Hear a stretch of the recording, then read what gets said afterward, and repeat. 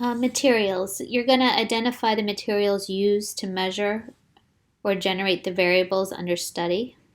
The critical reader can identify methodological threats to internal validity. Two basic evaluation questions need to be answered.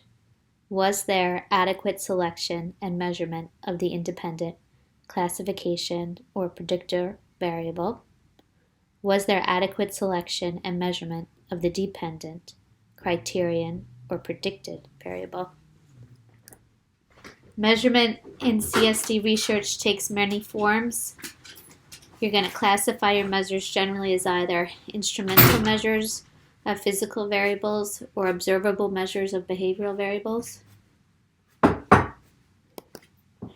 There are 4 scales of measurement, the most basic being nominal, and then we go on to ordinal, interval, and ratio, which is the strongest form of measurement. Nominal levels of measurement, like I said, are the simplest levels of measurement. They're naming of attributes or objects or events, classified into mutually exclusive categories by determination of equality. So the only mathematical property that can be implied are one or the other. So it's very weak. You can't do any meaningful mathematical manipulations with a nominal score of measurement. So if we were in class right now, we could count the number of females and the number of males. And it would just sort of be simple counting. So there would be 16 females in the room for this class and 0 males. Okay. So there's very little that you can do with the nominal form of measurement. Next up from that is the ordinal form of measurement. So this is a bit more valuable because now we can rank people. So we can rank magnitudes. We could say, level 1, level 2, level 3, level 4. But the problem is we don't know the difference between 1 and 2 or 3 and 4 or 4 and 5. So let's say you're trying to put together it's a good sports analogy, like a bowling team, right? And you've got player A at 300, averages 300. Player B averages 295. Player C averages 280. And then player D averages 80.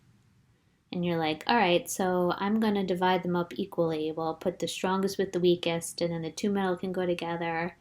Or I'll put player 1 and player 3 together and 2 and 4 together, and it should even out. But it's not going to even out because the difference is so great between 3 and 4. So with ordinal forms of measurement, we can rank them, but we don't know the difference between the ranks. There's no standard 2-point difference between each person's rank. And interval level of measurement, now we're getting strong. Now we can actually do stuff with this type of measurement. So this identifies, this includes identity and magnitude. Allows us to specify the equality of the intervals between the adjacent examples of the attributes measured. So the difference between 5 and 6 is the same as the difference between 112 and 113, right? What's the difference? 1. So this is like our counting scale, right? So we know, because we know the difference between the values, it's standard, we could do many more calculations. If the values were 2, 4, 6, 8, 10, 12, and so on, the difference between the two values would be 2. But it would be set and be standardized, and knowing that would allow us to do stronger mathematical calculations. The strongest form of measurement is the ratio level of measurement, and this includes identity, magnitude, and equality of interval. So this allows for specifications of ratios between numbers.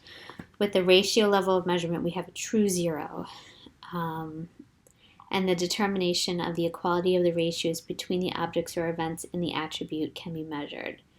So 0, there is no amount of the variable. True 0 represents an absence of the attribute being measured.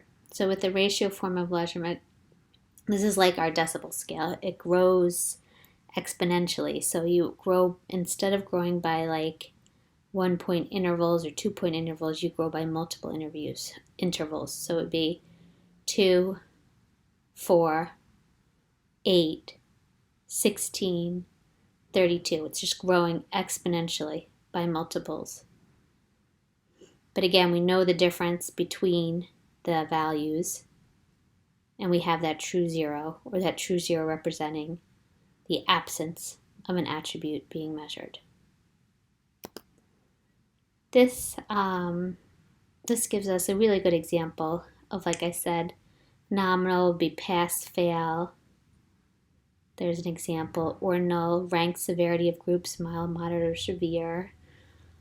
Stimulus complexity, easy, moderate, or difficult, but like with no set in between. Interval gets stronger, where we have actual values between each score that are set. And then the ratio scale is the strongest scale of measurement.